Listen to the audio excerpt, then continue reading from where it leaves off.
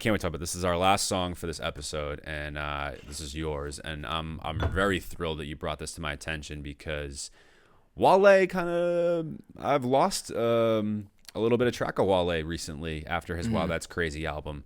And so I'm glad I got kind of like refocused on Wale. So I'd love to hear about this song and why you chose it.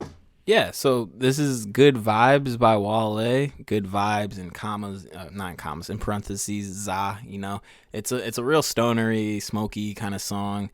But Wale, I think, just delivers with the wordplay as usual because Wale is a top-notch lyricist. Like, I think whether you like his music or not, or like him as an individual, like, I think you have to be crazy to like take that away from him. Like, he's nice with the pen, bro. He's nice with his words. But the hook on this is super vibey, and I don't even know, is it even a consistent hook? But it's like, it's a vibe, if anything. And I'll say this: what I really wanted to send you was Wale and Gunna on their last. They had a little single recently that I'm forgetting the name. Flawed. Okay. So that was like at the end of 2020. And that one hit like, and I think it's actually also been doing like good numbers just like in terms of like Billboard and streaming. But Wale and Gunna, I honestly wasn't sure how that was gonna mix. And Flawed, I thought they hit it out the park. It's like a super super smooth track, and so that was kind of similar to your point. Like that was me being like, oh snap, I lost track of Wale for a second. Even though he drops high quality music, and when he does drop, I always check it out. But I lost track of him for a second. Then he had the Gunna record, and it wasn't like a reach for like a trap sound. He really brought like Gunna into this cool, moody, melodic trap sound that I think fits better with Wale, but he incorporated Gunna like perfectly. So then with this song, Good Vibes, actually it's funny that I said it earlier. It's a vibe, and that's what it's called. No pun intended. But it was kind of for me like, oh, here's another one where it has some trappy kind of instrument, a trappy kind of beat, but he's still in this more laid back kind of bag, and so it has like just like a modern rap kind of instrumental, but with Wale rapping, doing what he does, and the content, as somebody who be dabbling, myself, and with the herbs, like it's just a cool song you can throw. You feel me? Just throwing in the background and just spark up and kind of just have a relaxed kind of session. And I thought it's even better for me. I enjoy the song more because I like seeing Wale win, honestly. Yeah, I think he's always he has a reputation of like feeling unappreciated. So whenever he does have a big song and it's also good, I like seeing him win. So when I heard this song, it was another kind of just reinforced that, like, Wale's still making good music. He's in his prime still, and I think he has space to continue to just grow and grow and grow. So that's why it was such a pleasant surprise to hear that. It might have added to my enjoyment more. Interesting. So for me with Wale, sort of similar. I've always liked Wale, but never been like a super Wale stan.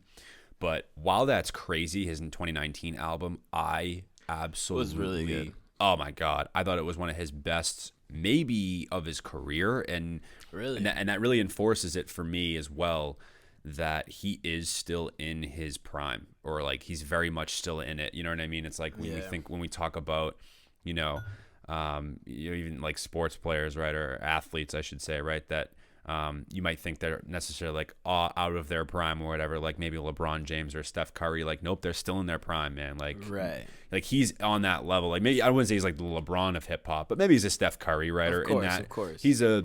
But he was a top least. gun, and he was a top gun when he initially broke out in his freshman class, and then I think he was disappointed, as maybe other people were, with like his performance in the mainstream, and then he kind of built a reputation of being upset about that, and I think he got wrote off.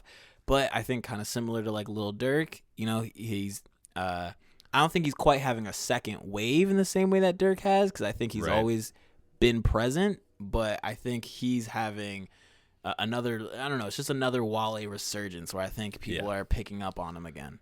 Yeah, and exactly. And that's why I love Wow That's Crazy so much, because there were so many different unique styles that he played into on that one that really, like, for me, just spoke to his his just artistry and brilliance as an artist. And I've just been very impressed with him over the last couple of years. But notably in 2020, I don't know if he dropped a ton of music, but I wasn't like super keen on Wale in 2020, rather than just wow, that's crazy, like replaying that a bunch. Yeah. And again, if I'm ranking like my favorites that of yours over the last two episodes, this is probably my second favorite behind What It Feels Like. And I think topically as well, it plays excellently with that song and Plead the 45th, with a lot of his bars here where he's talking a lot about, again, I know that's kind of the thing to talk about right now, obviously, is kind of like, messing with politics and government and big government and things like that. But I love some of his lines here when he's saying like, losing my cool, I'm losing my patience, you using your stimulus just to lose it in Vegas. Like, Yeah. people getting these stimulus checks, right, just blowing it on crazy stuff, right? It's like dumb things they don't really need. And like, and it kind of just shows like where we're going as an economy, like economically speaking, that people are kind of just like frivolous with their money. And I really liked another line too. Wale, the economist. Wale, exactly. And I really liked another line too, where he says, "I leave my weapon by the speakers so they hear me clear. I mean, the money be cool. I did amazing this year. I mean, I'm famous, but I'm drained. I need some prayer for real." And I think that, again, that speaks to like that line too. So cool, because I think it speaks to as well like where a lot of people are at in the sort of aftermath stages, I think, of COVID-19, right? Where, we're all very drained from this, very all drained from like, listening to the political jargon that was happening on television all the time and hearing about it constantly. Like, it is, I think, just going through what we've gone through this last year and a half, or roughly about a year now, it's in total. But I think it's been a very draining thing, and it's just a lot of bars on here, like you said, that I really just loved, man. I loved how he's talking a little bit about like the contradictory mindsets of like the riots at the Capitol versus like the BLM protests, and how like some people in the limelight, or even that are like people of color or black, like a Candace Owens, he calls her out on this. And then like the last line here that really like really resonated with me a ton too, is it says, "And patriotic energy iffy in 21, because 2020 showed me my vision was truly blurry. I'm tired, I'm fried, we all need a reset." Again, so just kind of going off of or reinforcing, I guess, the notion that like, man, we kind of need a break. Like, I think and a lot of us do, and are feeling that, right? He's not the only one, but yeah, like you said, like the tone of the song and like the production, sort of the engineering and sort of all the different sounds he was playing with, it's very upbeat. It's very, it also has, like you said, it definitely has a stoner feel to it as well, but it's certainly a song that has that substance in the lyricism, where it's not just a song that's like an upbeat song to like enjoy, right? And so. there's a lot of social commentary on there, and similar to what Jay did on what it feels like, yeah, where he comments on the Capitol. Wale has the bar, "I seen the Capitol building full of a bunch of rioters, looters, and super white people that was getting too rowdy. You do that and you black, they gonna clap you and hug your mommy, like, cool story." Like, you know what I mean? Like, yeah, definitely a lot of deep social commentary. But I love, and maybe it's because I'm a stoner, I don't know, but I love when it's, and I think it's very classic hip hop, to kind of have like some real social commentary stand in juxtaposition to like just high half-baked thoughts. You know what I mean? Kind of like Cole's "High for Hours," and a lot of we'll say like the weed rappers will like have these songs where they're like, "Oh, this is just a session of us just getting baked and spitting whatever we want," and usually what that's supposed to kind of hint towards is like, we're gonna devolve into these like crazy tangents about the government and Big Brother, because that aligns with that same kind of drug culture. So I love it when it's like bars, commentary, and then it's like, ooh, we get back, put that Zaza in the sky, you know what I mean? Put the Zaza on the raw, I'm feeling fly, put it back in the sky, Zaza in the sky, and then it's like, boom, we're back into having bars, but then it's like, yo, just relax, man, and just puff, because that's all we can do, I'm drained, I need a reset. Yeah, no, I love that juxtaposition as well, and I think Wale does a really nice job on the song as a whole, just really kind of painting that picture and the imagery and all of that. So yeah, big shout out to Wale, man. I love this song a ton, and I'm glad. This one had another like as you had mentioned with like a Lucky Day.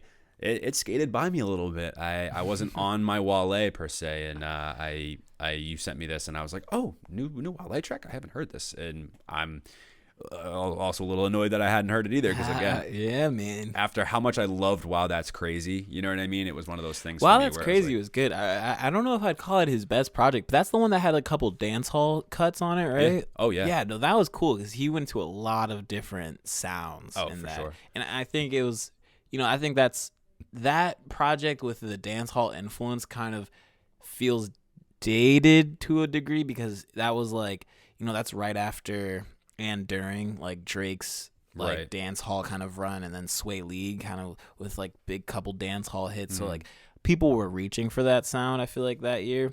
But I definitely really loved that project too. So I'm glad you liked it. And I love the project About Nothing, the mixtape About Nothing, the album That was good About too. Nothing. That was good. Those too. are still so classic to me though. Like I don't know if it, but it was definitely up there. It's high quality music nonetheless, all the time from Wale. Yeah, and even though it was like a dance hall aspect, like you said on some of those songs, I almost felt like he took it like a completely like retro like sound on it and kind of even Yeah, he reinvented it a little yep. bit. I Yeah. hear that. I remember that being like, this is dance hall, but like Wale's putting like a different spin on it. He's not just like just gonna like he's not just like mailing it in saying like I'm gonna sing a little bit and add a couple refrains here and there just to be dance hall-y, or I'm just gonna make it all about ass. He was still like having a cool twist on his cadence, and it was still rapping and then singing And a little singing bit. too, yeah. So I was super impressed with everything that he's done, and it seems like he's on a good trajectory right now, Yeah. and like in a good place in his career. When I agree with you, I think it could have gone pretty south pretty quickly had he not had dropped an album like that, and to an extent as well. Like the album about Nothing definitely did that for me as well, where it kind of got me back into Wale a little bit. But there was an album that I really didn't care for. I think it was Shine, actually. It was the one that was right after it. Oh, I remember that one. That Yep. I didn't care yeah, for. It was all right. I think he put that one pretty quickly. They're not super far. Are they 2 really- years apart from album. So it goes Oh, they're 2 years 2015. apart? 2015 album About Nothing, Shine in 2017, Wow That's Crazy in 2019. Oh, okay, gotcha. He's been pretty consistent with every 2 years from attention. I remember attention Shine too. That was about like Yeah. his daughter a lot. I think there was a lot of subject matter about him being a dad. But I gotta say, I love this. Where we're talking about good vibes. I love this song, and following the last single he had before this, I just think like he's kind of building some momentum for me. You know what I mean? I think you should go check out. I don't know if you've heard it, but Wale and Gunna. It's called Flawed. And it's more of like a clubby, trappy, kind of casual listen kind of song. So- It's definitely not like no commentary or anything, but the song is smooth. The song is just smooth, dude. I'll have to check it out, even though I'm not a big Gunna fan. I even with Same. Wale on it, that might kind of help it out a little bit potentially. So